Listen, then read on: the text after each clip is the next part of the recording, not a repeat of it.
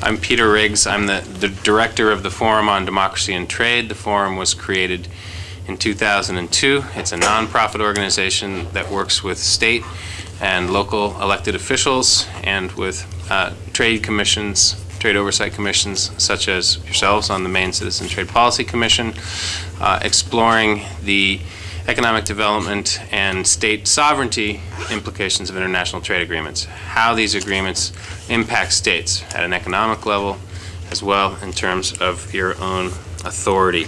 America constituted the world's first free trade zone. We saw that in the original government of the U.S., the Articles of Confederation, it allowed states to set tariffs and issue their own money, and that resulted in very weak coordination between the states, and there was a concern that the Republic would not survive.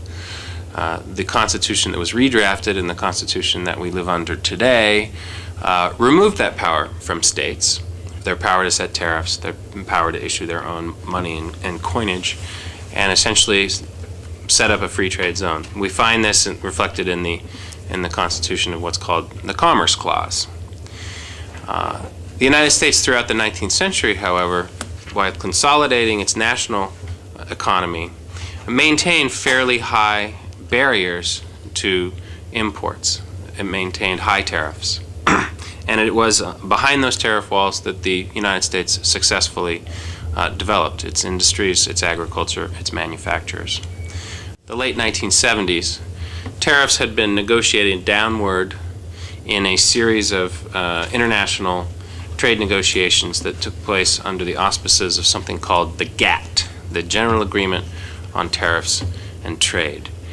The GATT was concerned, again, only with one aspect of international trade, and that was the movement of goods across borders. It came to be seen that there were other barriers to trade, what were called non-tariff barriers. That had to do with product standards, it had to do with services, which previously had not been regulated under the international trade agreements. It had to do with intellectual property and a number of areas where there were seen as barriers to trade that were not in the form of tariffs. Leaders pressed for the establishment of a new global trade body. And in 1995, that body was founded. It's called the World Trade Organization. About the same time, the United States passed a free trade agreement with our neighbors to the north and south, with Canada and Mexico. The GATT, the General Agreement on Tariffs and Trade, was essentially an ad hoc arrangement between different nation states who were working on trade. That was converted into an actual institution in 1995 with the passage of the WTO, the World Trade Organization. And the GATT is still part of the WTO. It now is the agreement that deals with goods, just with movement of goods across borders. And the GATT is one of 17 different agreements that were concluded under the auspices of the WTO. Of great importance to the United States were new agreements in services, since more than 80% of our economy now is in services. The GPA, which is the Government Procurement Agreement, which brings federal and state government purchasing inside the framework of international trade rules. Another important agreement from the perspective of the U.S. has been protections on intellectual property.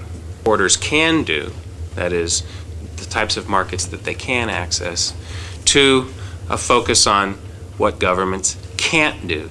Many of the areas of regulation that they were dealing with in services, in labor markets, are regulated at the state level. These are things which have traditionally under the U.S. Constitution been within the purview of the states. The United States is represented in international trade fora by the Office of the USTR, the United States Trade Representative. USTR is part of the Executive Office of the President. Because it's part of the Executive Office of the President and because it's a small agency, only 300 professionals, which for a federal agency is really quite small, it's seen as very powerful very technically competent, which it is, and because of that, other federal agencies give USTR a great deal of deference. Well, think about the WTO, because it has 152 member countries as of now, as sort of the floor in terms of the international agreements. That is, it represents a consensus of 152 countries. Other countries said, no way, we're not agreeing to this. And this was in the area of investment. There was an attempt to conclude within the WTO a multilateral agreement on investment in the late 1990s. That was stopped, but the agreement on investment was incorporated into NAFTA. And the particular innovation in this agreement was that foreign corporations now had the right to sue sovereign governments. And not to sue those governments in state or federal courts, but rather to take their disputes outside of national court systems altogether and have the dispute heard by an unaccountable, unelected, three-person tribunal. In our view, NAFTA has seriously disadvantaged states in terms of your ability to defend your interests through the U.S. courts. And the Sagebrush Rebellion was an attempt to say that the very high standard found in the U.S. Constitution for what is called a regulatory takings, that is, when there's a dispute about land or resource use and a corporation feels that government regulation has interfered with its ability to seek a profit, the standard of proof for proving that there was this takings, this grabbing of potential profitability, was set extremely high. The Sagebrush Rebellion tried to undo that and basically was an attempt to say that anytime a government action or regulation interferes with the profit-making potential of an enterprise, then that enterprise needed to be compensated, and compensated by government, compensated out of tax revenues. We then found it embedded into an international trade agreement, NAFTA. Let me give one more example of this democratic deficit and how we're all moving forward and trying to understand how best to bring democratic practice and bring our norms and ideals into the international trading system. And this example references two laws that were also passed by Maine, although Maine itself wasn't challenged on these laws. One of these laws is called the Toxic Toys Law, and the other is a law on e-waste. Last year, legislators in the state of Maryland and the state of Vermont were very surprised to receive at their home addresses, in their mailboxes, letters written in Chinese and English, postmarked from Beijing. And these letters were sent to legislators who had sponsored e-waste bills and toxic toys bills in those two states. These letters came from the WTO office of China in Beijing, and it said to these legislators, please withdraw your bills because we think they constitute a violation of WTO rules. Now, neither of the laws had yet been passed by the state of Maryland or Vermont. They were still in draft form. They had had a first reading. That's it. Actually, the Vermont bill had not even come before the committee yet.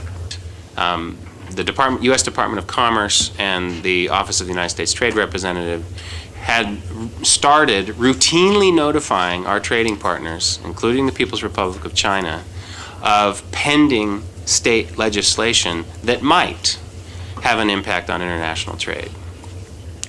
To make a long story short, legislators affected by these threatening notes from China met with folks from Commerce, met with folks from USTR, and said, hey, what's going on here? It is simply inappropriate. China feels that it can interfere with state democratic practice. It's in consideration of new bills. If they wanted to do so, they could register as foreign lobbyists and appear before committees, appear before the legislature just like anyone else who has an opinion, pro or con, on a particular bill. And it's a modest victory, but a victory nonetheless. At the end of the day, USTR said, okay, we will no longer notify state laws to the People's Republic and other trading partners when they're still in a draft form.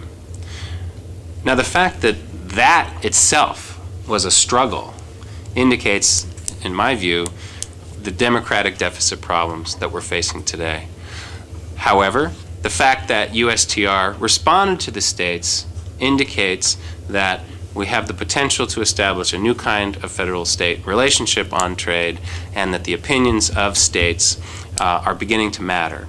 We may now be at a point in a particular political moment where there will be a willingness to take states' views more seriously.